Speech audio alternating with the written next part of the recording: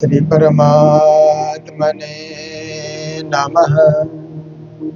श्री गुरु चरण कमलेभ्यो नमः। निजानन्दस्य कृष्णस्य प्राणिनाथस्य वैध्रुवं चरित्रं पावनमेतद् यच्च लोके सुदुर्लभम्।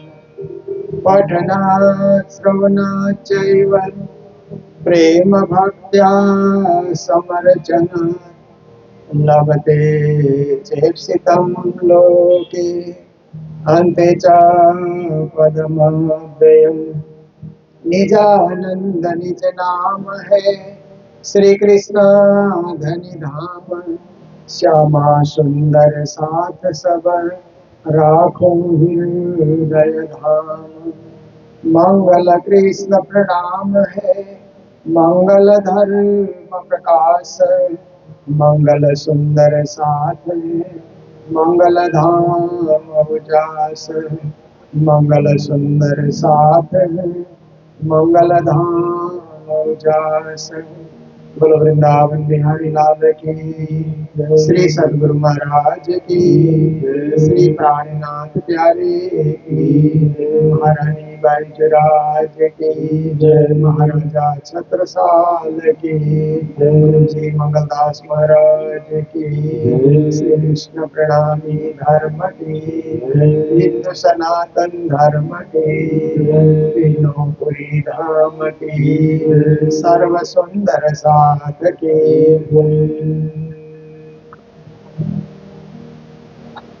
मेरे तो आधार राज श्यामा के चरनार बिंदा। मेरे तो आधार राज श्यामा के चरनार बिंदा। मेरे तो आधार राज श्यामा के चरनार बिंदा। मेरे तो आधार राज श्यामा के चरनार बिंदा। राज के चरनार बिंदा। राज के चरनार बिंदा। श्यामा के चरनार बिंदा। श्यामा के चरनार बिंदा। राज के चरनार बिंदा। राज के चरनार बिंदा। श्यामा के चरनार बिंदा।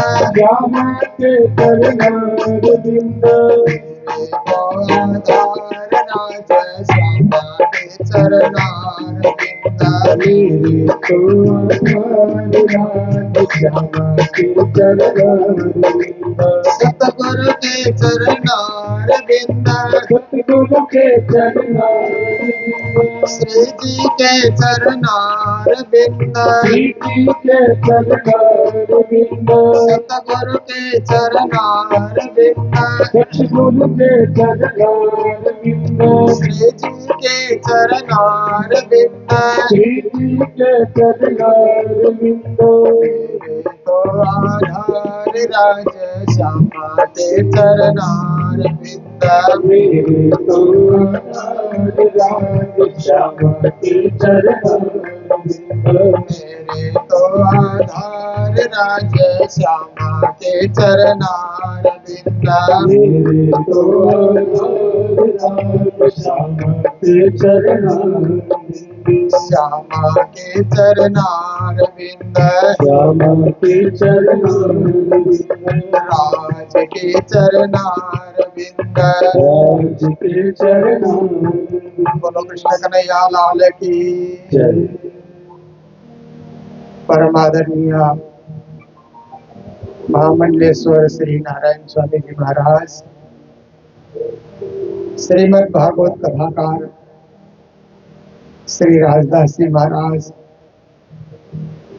प्रभु दयाल जी महाराज, संगीतकार महानुभाव, समस्त श्रोतागण, सुंदर साथ जी, जो महाकुंभ के मेले में अपने आप को पावन बनाने के लिए, पवित्र बनाने के लिए पधारे हुए हैं। देखिए, महाकुंभ मेले में दिव्य कुंभ, भव्य कुंभ लिखा हुआ है ना। देखिए ये कुंभ मेला बड़ा दिव्य मेला है। कल के दिन, संक्रांत के दिन 1.5 करोड़ लोगों ने संगम पे स्नान किया, शांति पूर्वक, भावना पूर्वक, भक्ति पूर्वक। और अनुमान ये लगाया गया कि कल के दिन इस कुंभ नगरी में लगभग 4 करोड़ लोग एकत्रित थे। अखबार में आप पढ़ सकते हैं। तो देखिए सब कार्य दिव्य रूप से हो रहा है, क्योंकि जा पर कृपा प्रभु की होय, ता पर कृपा करत सब कोय। जहाँ परमात्मा की कृपा होती है तो सब कुछ कुशल से, शांति से, दिव्यता के साथ संपन्न होता है। मात्र दिव्य नहीं, भव्य भी। दिव्यता के साथ भव्यता। देखिए कहीं कहीं राजनीतिक मीटिंग होती है ना, बड़े सारे लोग आते हैं चुनाव के दिन में, तो वहां पर कहा जाता है कि सभ्य और भव्य रूप से कार्यक्रम संपन्न हो, क्योंकि राजनीति में सभ्यता भी बहुत जरूरी है। पर धार्मिक क्षेत्र में लोग ऐसे ही सभ्य होते हैं, ऐसे ही सुशील होते हैं, ऐसे ही विनम्र होते हैं। इसलिए यहाँ पर भव्य और दिव्य का प्रयोग किया जाता है। कार्यक्रम दिव्य बने, अविस्मरणीय बने, सदा यादगार बने, ऐसा महाकुंभ चल रहा है। हम सब लोग भी इसी में सम्मिलित हैं। हमारे बहुत सारे श्रोता तो गंगा स्नान करने के लिए जाते हैं ना, तो गंगा स्नान करते करते शाम को ही लौटते हैं, क्योंकि इतने अच्छे अच्छे पंडाल यहाँ पर लगे हुए हैं, लगता है कोई राजा का किला बना हुआ है या कोई राज दरबार बना हुआ है। बाहर से देखने से ऐसा ही लगता है। अंदर और सुंदर सुंदर झांकियां लगी हुई है। तो गंगा स्नान के बाद एक पंडाल, दूसरा पंडाल, तीसरा पंडाल, पंडाल के बाद पंडाल देखते चलो तो शाम तो हो ही जाएगी और सब जगह भंडारे जम रहे हैं, कहीं कोई चीज की कमी नहीं है। ऐसा लगता है कि एक स्वर्णिम वातावरण, एक दिव्य वातावरण यहाँ उपस्थित होता है। रात को भी सोते हैं तो कीर्तन लगते रहते हैं, कहीं कृष्ण धूम, कहीं राम धूम, कहीं और अपने इष्ट के धून लगा करके रात भर जागते रहते, सोते नहीं है। कैसी भक्ति है, कैसा ध्यान है, कैसी उपासना है। तो देखिए कहा जाता है कि दुनिया में सुनने योग्य वस्तु क्या है, क्योंकि हम सुनते रहते हैं ना। परमात्मा ने हमें सुनने के लिए 2 कान दिए हैं, तो हम दोनों कान से सुनते हैं, कान लगा करके हम सुनते हैं। तो दुनिया में सुनने योग्य बात क्या है, तो हमारे ज्ञानी जन कहते हैं, हमारे महात्मा कहते हैं, हमारे जो उपदेशक कहते हैं कि सुनने योग्य बात है ज्ञान। ज्ञान में भी महाज्ञान, ब्रह्म ज्ञान। ऐसे तो ज्ञान हर कोई देता है, भौतिक ज्ञान की शिक्षा भी देते हैं, विज्ञान की भी शिक्षा देते हैं, पर अध्यात्म ज्ञान, आत्मज्ञान सुनने योग्य कोई ज्ञान है तो आत्मज्ञान है। सबसे बड़ा ज्ञान जिसे परमात्मा का भी बोध हो जाता है। फिर कहते हैं देने योग्य कोई चीज है तो दान है, महादान, समय दान, महादान कहते हैं। हम तीर्थों में आते हैं तो वस्त्र दान करते हैं, द्रव्य दान करते हैं, अन्न दान करते हैं, कई कई लोग स्वर्ण दान करते हैं। पर एक दान और उससे बड़ा माना जाता है समय दान, समय देना। कथा में समय देना, प्रवचन में समय देना, सेवा पूजा में समय देना, भक्ति भाव में समय देना, वो भी बहुत बड़ा दान होता है। क्योंकि और दान के लिए आपकी उपस्थिति जरूरी होती भी नहीं है, किसी के माध्यम से भी कराया जा सकता है। आप जा रहे हैं कुंभ मेले में, मेरी ओर से थोड़ा कपड़ा दान करके आइए, अन्न दान करके आइए, रुपया दान करके आइए, हो जाता है। पर जहाँ समय दान की बात आती है तो खुद को जाना पड़ता है, खुद को बैठना पड़ता है, खुद को सम्मिलित होना पड़ता है और पूरा पूरा समय देना पड़ता है। यह बहुत बड़ा दान होता है। समय दान से ही ब्रह्म ज्ञान की प्राप्ति होती है। और तीसरे नंबर में ज्ञानी जन कहते हैं कि त्यागने योग्य वस्तु क्या है, तो कहते हैं अभिमान। क्योंकि हर जगह में कार्य करते हुए अभिमान आ जाता है। मैं बड़ा हूँ, मैं बड़ा हूँ, मैं करने वाला हूँ, मैं योजक हूँ, ये योजना मैंने बनाई है, ऐसे करके अभिमान आ जाता है। पर श्री प्राणनाथ जी महाराज वाणी में कहते हैं, जो तो चाहे प्रतिष्ठा धराए, बैरागी नाम साधु जाने तो को दुनिया वो तो साधु करी हराम। मार प्रतिष्ठा पैजारों जो दिए दगा बीच ध्यान, यही स्वरूप दज्जाल का उड़ाए दे इन्हें उन्मान। अभिमान को त्यागने के लिए प्राणनाथ जी ने वाणी में शिक्षा दी। कहते हैं कोई भी काम करो तो मैंने किया ऐसा मत कहो, परमात्मा ने मेरे द्वारा कराया, मैं माध्यम बना हुआ हूँ, परंतु करने कराने वाले तो परब्रह्म परमात्मा है, जो मेरे सिर पे बैठ करके मुझे सब बुद्धि दे रहे हैं। तो अभिमान कभी भी नहीं आएगा। और मैं करते रहेंगे तो हमेशा अभिमान हमको सताते रहता है। तो अभिमान क्या है? अभिमानम सुरापानम, ऐसा भी हमारे नीति शास्त्र में कहा है। अभिमान करना तो सुरापान करने के समान है। इसलिए जीवन में कोई अभिमान न हो, उसको त्याग दिया जाए, छोड़ दिया जाए। अहंकार आपको अभिमान दिलाता है। निरअहंकारी निरअभिमानी निर्मल बनने से, निर्द्वंद बनने से और सदा सदा परमात्मा के चरणों में समर्पित बनने से कभी जीवन में अभिमान आता ही नहीं है। अपने आप को हम छोटा ही समझते हैं।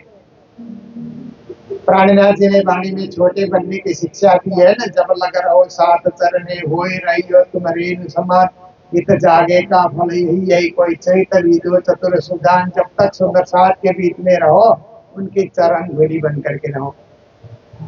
इसका मतलब है छोटे बन करके रहो, विनम्र बन करके रहो। जहां भी सुंदर साथ मिले तो प्रणाम प्रणाम करके विनम्रता हमें व्यक्त करना है। ऐसा न सोचे कि सामने वाला प्रणाम कहे तो ही हम बोले, वो अभिमान है, अहंकार है कि दूसरा हाथ जोड़ेगा, सिर झुकाएगा तो ही हम उसको प्रणाम बोलेंगे। ऐसा हम भाव में आए ही ना। हम ही छोटे बने, हम ही विनम्र बने, हम ही पहले झुके।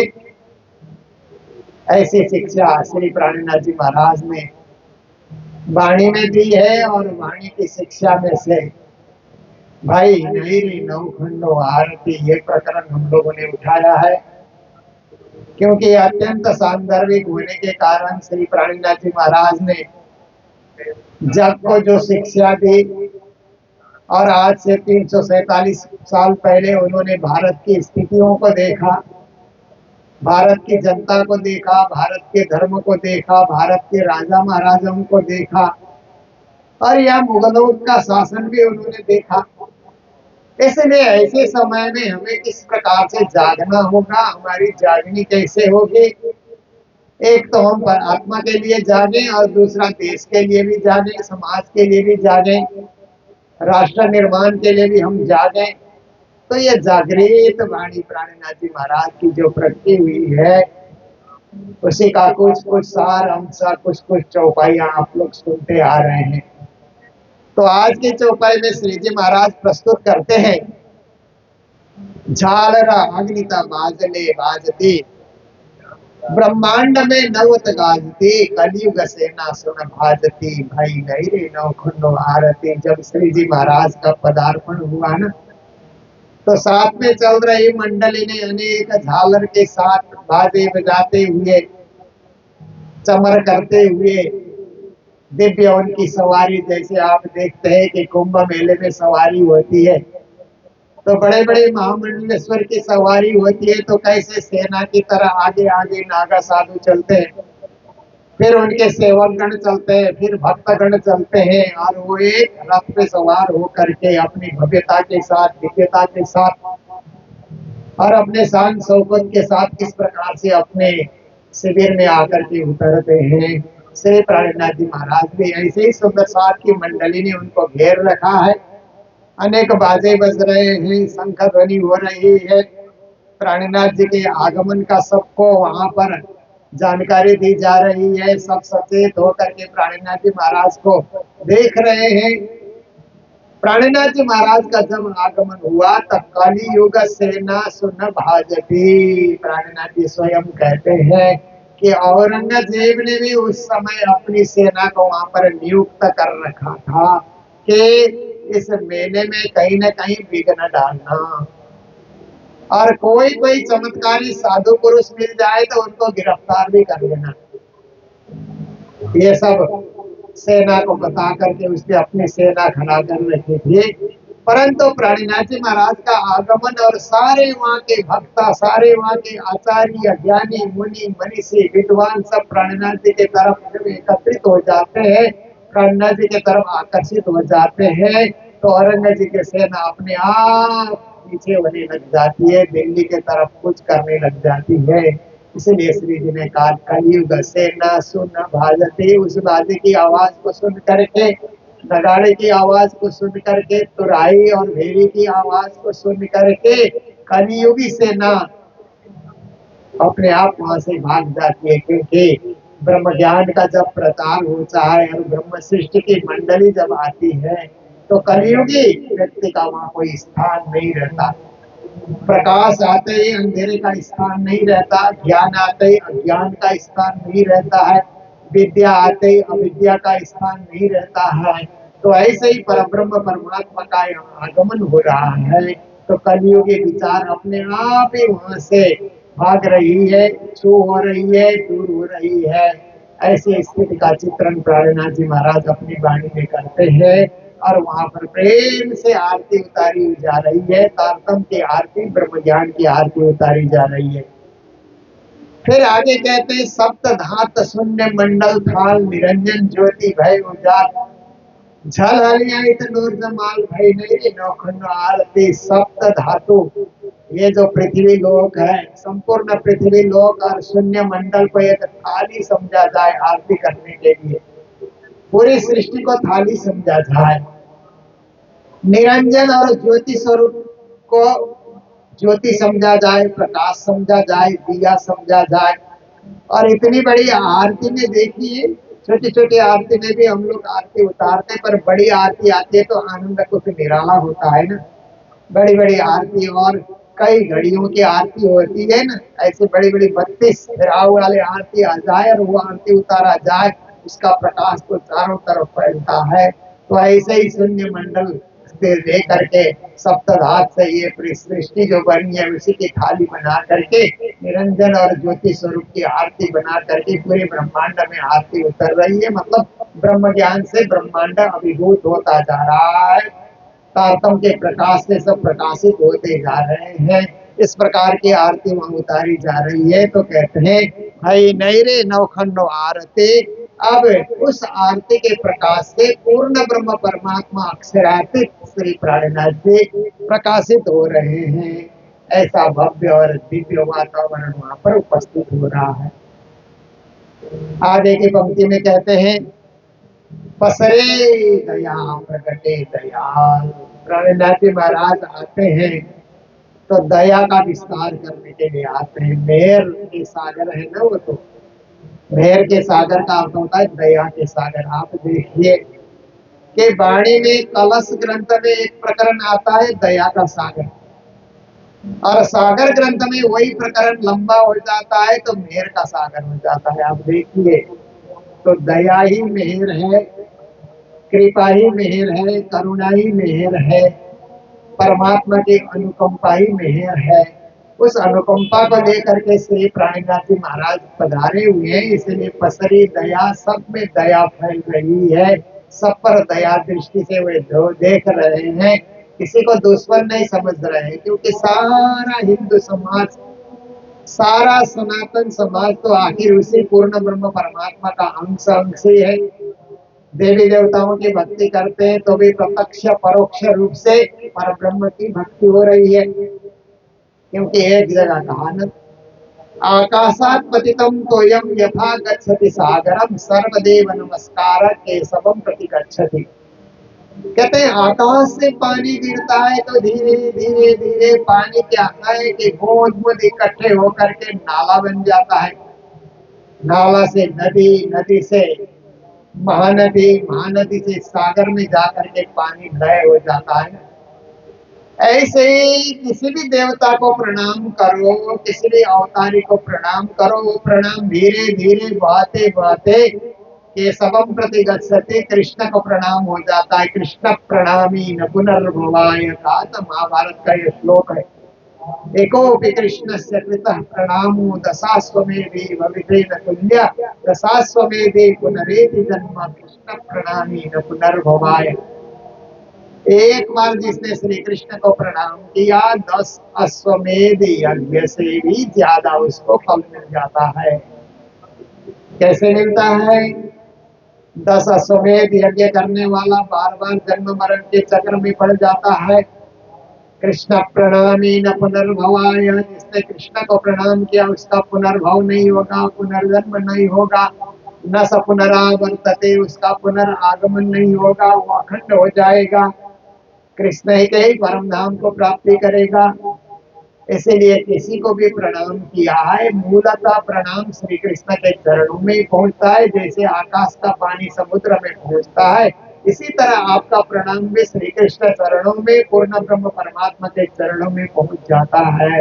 इसीलिए परमात्मा की दया चारों ओर पसर रही है, चारों ओर फैल रही है। पसरी दया प्रगटे दया, जो प्रगटे हुए हैं वो भी दीन दयाल प्रगटे हुए हैं, सभी पर दया करने वाले। तभी तो प्राणनाथ जी महाराज ने कहा ना, जो कोई तब श्री जी साहिब जी ने कहा, जो कोई दूल्हा बंगला साथ इंद्रावती न छोड़े तिनको पहुंचावे पकड़ के हाथ। कहते हैं मेरा कार्य क्या है, मुझे किस किस की जागनी करनी है? तो कहते हैं जो अच्छे हैं, भले हैं, तंदुरुस्त हैं, उनकी तो जागनी करनी ही करनी है। पर कोई लूला है, लंगड़ा है, बीमार है, वृद्ध है, बालक है, असहाय है, अनाथ है, श्री प्राणनाथ जी महाराज कहते हैं ऐसे भी कोई व्यक्ति है तो कहते हैं कि इंद्रावती न छोड़े तिनको, मेरा कर्तव्य है कि उनको भी न छोड़े, उनको भी साथ लेकर के चले, उनको भी अपना हाथ दें, ताकि वे भी मेरे साथ साथ चल करके परम गति को प्राप्ति कर सके। क्योंकि अच्छे लोग तो खुद चल करके पहुंच सकते हैं, पर जिनसे चला नहीं जाता उनको साथ चला करके लाना। आप देखिए कि कुंभ के मेले में अच्छे भले लोग तो फटाफट चल करके पहुंच जाते हैं संगम तट पर बीमार, लाचार, बुढ़े जो इच्छा रखते हैं कि संगम में मुझे नहाना है, उनको भी हाथ पकड़ करके लिया जाए, उनको भी स्नान करने का मौका दिया जाए, उनको भी सत्संग में पकड़ करके लाया जाए और सत्संग सुनने का मौका दिया जाए। ये जो दयालु होते हैं वही ये कार्य कर सकते हैं, हर कोई से ऐसा कार्य नहीं होता।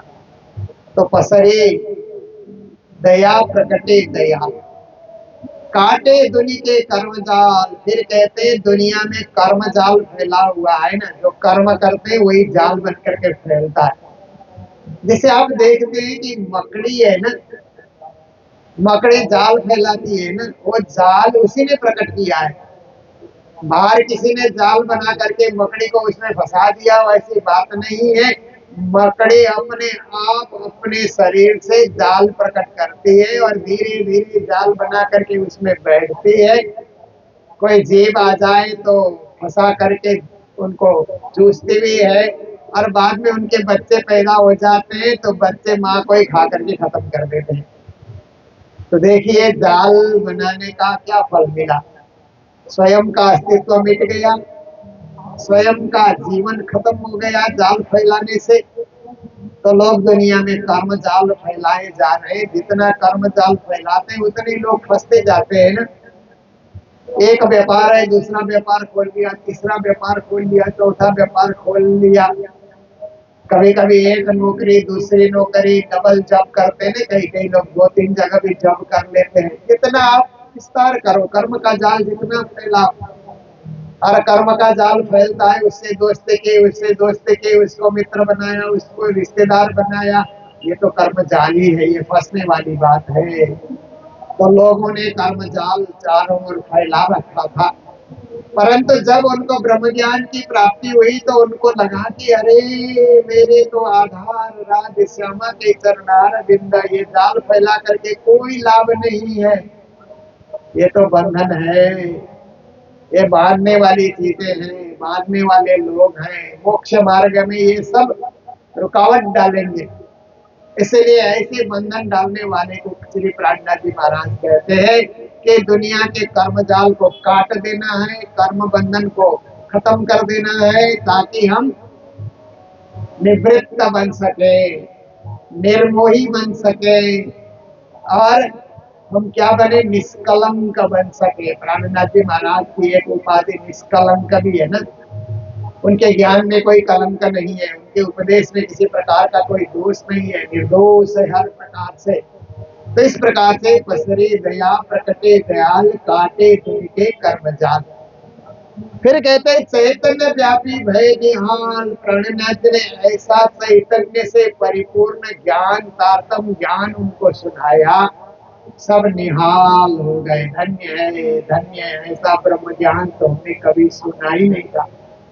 जैसे प्राणनाथ जी महाराज ने जब कृष्ण के परम धाम की बातें बताई तो लोग आज तक गुणगान कर रहे थे कि श्री कृष्ण तो 5000 साल पहले ब्रज भूमि में आए, सबसे पहले मथुरा मंडल में उनका प्राकट्य हुआ, फिर गोकुल में उनका पालन पोषण हुआ, फिर वृंदावन में श्री कृष्ण आए और वहीं उन्होंने रसरास की लीला की, उसके बाद मथुरा गए, द्वारिका गए, ये लीला तो लोग सुनते आ रहे थे वर्षों से। प्राणनाथ जी महाराज ने कहा कि श्री कृष्ण मथुरा मंडल में प्रकटे तो कहां से आए, उनका मूल तो परम धाम है, परे से परे का परम धाम है। यद्गत्वा न निवर्तन्ते तद्धाम परमं मम, यम प्राप्य न निवर्तन्ते तद्धाम परमं मम। कृष्ण का धाम तो परम धाम है। उस परम धाम में श्री कृष्ण सत्य चिद और आनंद की लीला किया करते थे। सत के द्वारा अक्षर ब्रह्म और अक्षर ब्रह्म के द्वारा विश्व ब्रह्मांड का निर्माण करना, ये भी कृष्ण की लीला थी। चिद घन के द्वारा स्वयं चैतन्यमय बन करके 25 पक्ष परम धाम को सुशोभित करना और 25 पक्ष में चैतन्यता का विस्तार करना, उजाले और प्रकाश का विस्तार करना।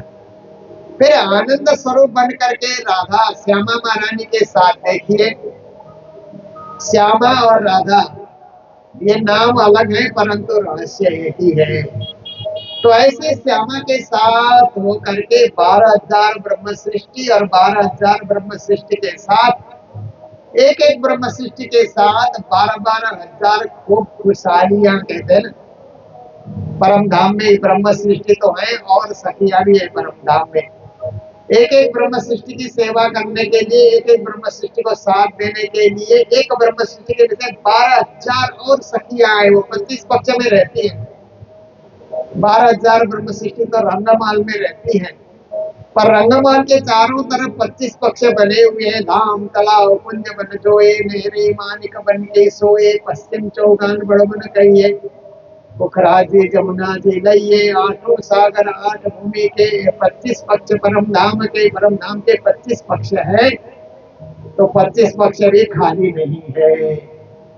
वहाँ एक सखी जाती है तो 12,000 वहां पर और सखियां खड़ी हो जाती है। उनको खूब खुशहालियां कहा जाता है। हमेशा खुशी देने वाली, हमेशा सुख देने वाली, आनंद देने वाली सखियां होने के कारण परिचारिकाएं हैं, परंतु खूब खुशहालियां उनको कहा जाता है। तो एक ब्रह्म सृष्टि के पीछे 12,000 खूब खुशहालियां है। तो 12,000 ब्रह्म सृष्टि के पीछे 12,000 खूब खुशहालियों के गुणन आप करो, 14,40,00,000 है। आप देखिए 14,40,00,000 सखियां वहां पर लीला कर रही है, आत्माएं वहां पर लीला कर रही है, आनंद में विभोर हो रही है, आत्मानंद का अनुभव कर रही है, सत्य आनंद का अनुभव कर रही है, अद्वैत का अनुभव, अखंड का अनुभव, आवागमन से रहित उस धाम का अनुभव। पर इतना कुछ अनुभव उनके पास होते हुए भी उन्हें उस परम धाम के पूर्णता का पता नहीं लगा कि पूर्ण ब्रह्म परमात्मा क्या करते हैं, कैसे करते हैं। तभी पूर्ण ब्रह्म परमात्मा ने सोचा कि मेरी इतनी सारी आत्माएं हैं, सूर्य और सूर्य की किरणों की भांति, रश्मियों की भांति इतनी सारी आत्माएं हैं और 32 पक्ष परम धाम में रहती है, पर इनको परम धाम के आनंद का कुछ पता ही नहीं है। इसलिए ऐसा क्यों न किया जाए कि इनको विश्व ब्रह्मांड में जन्म मरण के चक्र में भेजा जाए और हम स्वयं भी उनको संसार का खेल दिखाने के लिए अवतरित हो। हमें भी उस विश्व ब्रह्मांड में जाकर के उनको भी जगाना होगा और विश्व ब्रह्मांड को भी पूर्ण ब्रह्म परमात्मा का बोध कराना होगा। ये बात पूर्ण ब्रह्म परमात्मा ने सबसे पहले अपने दिल के अंतर्गत ये बात ली। इसलिए पहले लई हके दिल में तापी आई माए नूर, तापी छे हादी रुवन में यूं कर हुआ जहूर। उन्होंने ये खेल क्यों रचा? कभी कभी कुछ लोग पूछते हैं कि सब कुछ परम धाम में पूर्ण ही पूर्ण है, आनंद ही आनंद है, तो दुख रूप जगत क्यों रचा? इसलिए कि दुख देखे बिना सुख का अनुभव होता ही नहीं है, अशांति देखे बिना शांति का अनुभव होता ही नहीं है, अभाव देखे बिना पूर्णता का अनुभव होता ही नहीं है, वियोग देखे बिना संयोग का अनुभव होता ही नहीं है, मरण देखे बिना जीवन का अनुभव होता ही नहीं है। इसलिए ये विपरीत परिस्थितियों को देखना भी बहुत जरूरी होता है, क्योंकि वास्तविकता को जानने के लिए जैसे नेगेटिव देखने से पॉजिटिव को हम समझते हैं ना, ऐसे ही ये विश्व ब्रह्मांड जो है ये जन्म मरण का देखने के बाद अमर परम धाम की क्या महिमा है उन आत्माओं को पता लगेगा। इसलिए पूर्ण ब्रह्म परमात्मा ने ये सारी योजना बनाई। ये योजना बना करके उन्होंने अपनी आत्माओं को भेजा और स्वयं भी श्री कृष्ण के रूप में ब्रज भूमि में आए। तो ये विषय, यह ज्ञान, यह कथा किसी ने नहीं सुनी थी। सबने कथा सुनी तो कृष्ण प्राकट्य से लेकर के कृष्ण के अंतर्धान तक की लीला तो भागवत के माध्यम से लोग सुनते आ रहे थे, परंतु मूल रूप में श्री कृष्ण कहाँ रहते हैं, वो अक्षरातीत का धाम कहाँ है और उस धाम की महिमा क्या है, वहाँ की लीला क्या है, वहाँ का आनंद क्या है, ये किसी को पता नहीं था। ये सब खोल खोल करके सब जगत के लोगों को भी पता लग जाए, इस तरह से ये लीला जाहिर हुई। प्राणनाथ जी ने ये रहस्यपूर्ण बातें उनके समक्ष रखी तो सब सुन सुन करके निहाल हो जाते, स्वामी जी ऐसा तो किसी ने पहले बताया ही नहीं था। हम भागवत कब से सुनते आ रहे हैं, परंतु कृष्ण का मूल स्वरूप कहाँ पर है, कृष्ण मूल रूप में कहाँ विद्यमान होते हैं, कृष्ण आए कहाँ से, कृष्ण गए कहाँ, उनका असली धाम कहाँ है, इस विषय में तो हमने कभी सुना ही नहीं था।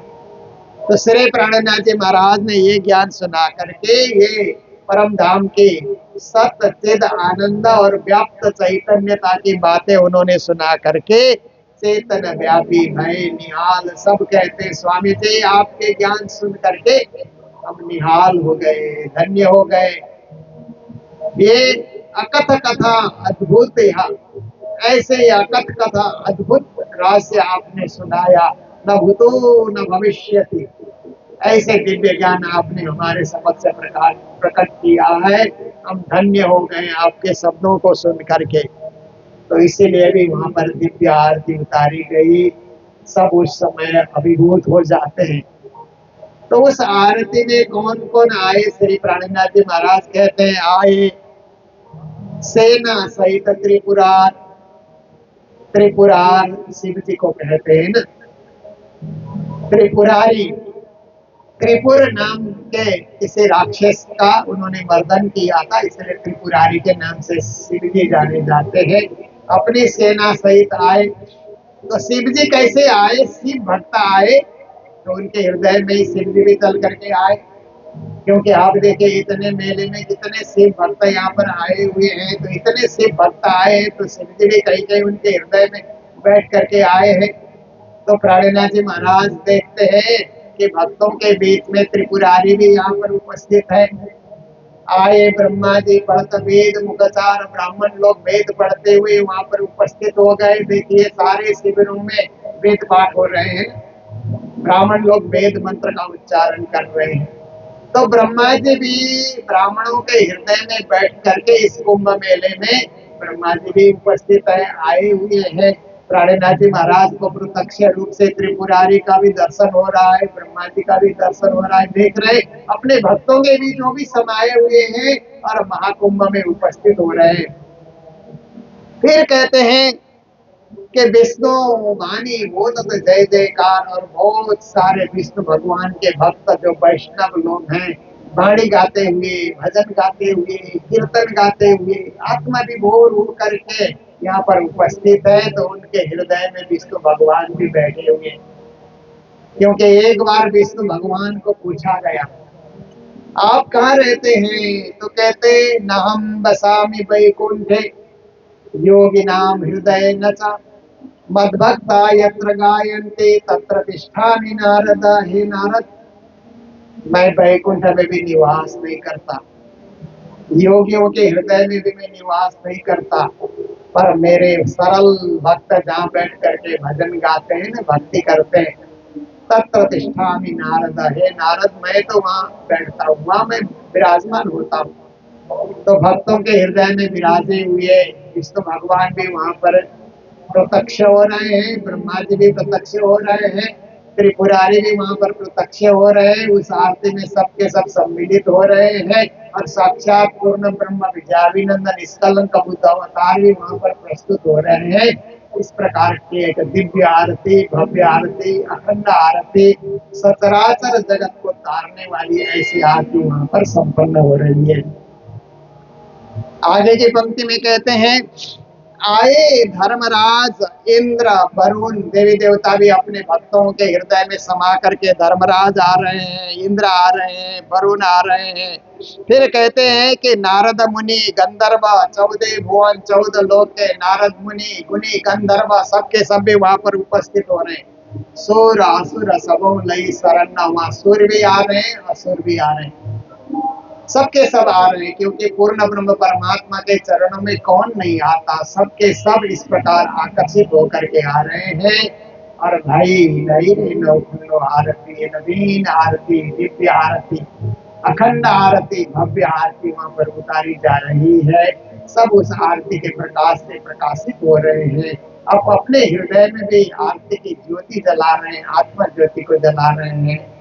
ऐसी सुंदर स्थिति, सुंदर वातावरण, मंगलमय कार्य, विक्रम संवत 1735 में महाकुंभ के मेले में हरिद्वार में ऐसा वातावरण उपस्थित हुआ जो श्री प्राणनाथ जी महाराज ने अपने ही मुख से, श्रीमुख के द्वारा, अपनी ही वाणी में वो जैसा दृश्य उपस्थित हुआ उसका हूबहू उन्होंने वर्णन, एज इट इज वर्णन उन्होंने करके हमारे समक्ष रखा है। जिनके कुछ कुछ उपायों को हमने सुना, आस्वादन किया और अपने आप को भी उसी में सम्मिलित करने के लिए हमें ये नहीं सोचना है कि हम 347 साल बाद है प्राणनाथ जी के। ये आरती सुन करके हमें ऐसा अनुभव करना है कि हम भी वही हैं, हम भी अद्वैत भाव से उन्हीं प्राणनाथ जी महाराज के चरणों में हम भी बैठते हैं। समय का फासला अपनी जगह है, परंतु आत्मा और परमात्मा में कोई फासला नहीं है। जहाँ परमात्मा वही आत्मा, जहाँ आत्मा वही परमात्मा। इस तदात्म्य भाव से, तद्रुप भाव से, तदगत भाव से हम साक्षात पूर्ण ब्रह्म परमात्मा के चरणों में बैठे हैं, ऐसा हमें सोचना है, अनुभव करना है और जीवन को धन्य बनाना है। तो आज की चर्चा ही रखी जा रही है। हमारे बीच जिन लोगों ने सेवाएं प्रदान की, तो कल के दिन तो आप लोगों ने यहाँ खिचड़ी की सेवा, आज कड़ी भात की सेवा जो हम लोगों ने बाहर यात्रियों को भी हमने वितरित किया। इसमें कालिम्पोंग से आई हुई बिमला जी, बिट्टू जी, मीना जी, बाबा और कमला देवी, राधेश्याम गोयल इनके तरफ से हुई, और एक सेवा श्वेता गुरुग्राम से और महावीर अग्रवाल गैंगटॉक से भी सेवा मिली। और हमारे बीच यहाँ दर्शन करने के लिए आई हुई थी विजय अग्रवाल, सत्यपाल अग्रवाल, दयावती अग्रवाल, पूना महाराष्ट्र से।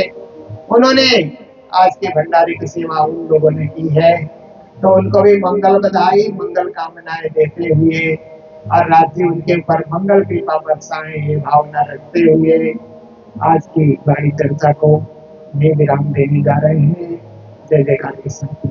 गुरु कृष्ण कन्हैया लाल की, सदगुरु महाराज की, श्री प्राणनाथ प्यारे की, आज के आनंद की प्रणाम। बोलिए कृष्ण कन्हैया लाल की। गुरु महाराज के द्वारा हम सब ने वाणी चर्चा श्रवण की, गुरु महाराज के आशीष पुत्र श्रवण की। आइए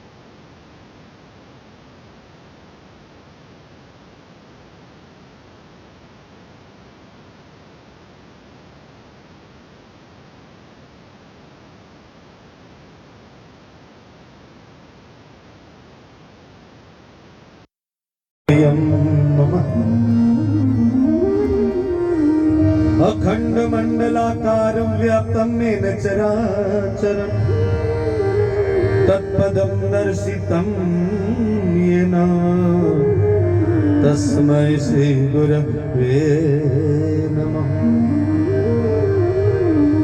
नमो विज्ञानरूपाय परमानन्दरूपिणे कृष्णाय गोपीनाथाय गोविन्दाय नमो नमः। जन्माद्यस्य वयादितरतस् चार्थेष्वभिज्ञस्वरा तेने ब्रह्महृदाय आदिकवये मुह्यन्ति यत् सूरया तेजवारि मृदां यथा विनिमयो यत्र त्रिसर्गो मृषा दाम्ना स्वेन सदा निरस्तकुहकं सत्यं परं धीमहि।